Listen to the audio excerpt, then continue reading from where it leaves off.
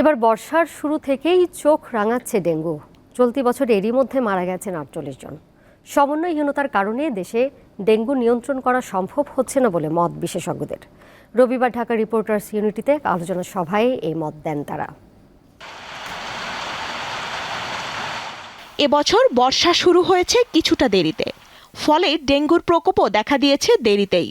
অথচ এই সময়েই ডেঙ্গু আক্রান্তে ৪৮ জনের মৃত্যু হয়েছে। আগামী কয়েকদিনে ডেঙ্গুর প্রকোপ আরও বৃদ্ধির আশঙ্কা আছে।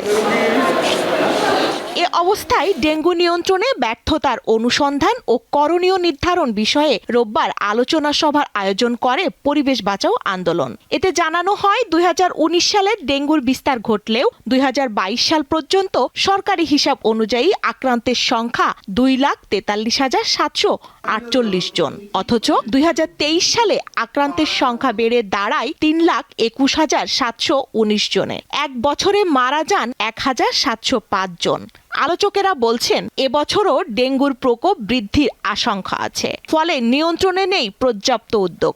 স্বাস্থ্য অধিদপ্তর আসলে ডেঙ্গুতে সমন্বিত কার্যক্রম যেটা, এই কার্যক্রমটা এখন পর্যন্ত গ্রহণ করতে পারেনি। যেই পরিবেশে মশাটা হচ্ছে সেই পরিবেশটাকে আপনাকে নিয়ন্ত্রণ করতে হবে। কীটনাশকটা আমরা কখন ব্যবহার করব, যেই জায়গাটা আমার পরিবেশগত ব্যবস্থাপনায় আমার নিয়ন্ত্রণ করা সম্ভব না। ডেঙ্গুর চিকিৎসা তৃণমূল পর্যন্ত সহজলভ্য করার তাগিদ দেন আলোচকেরা।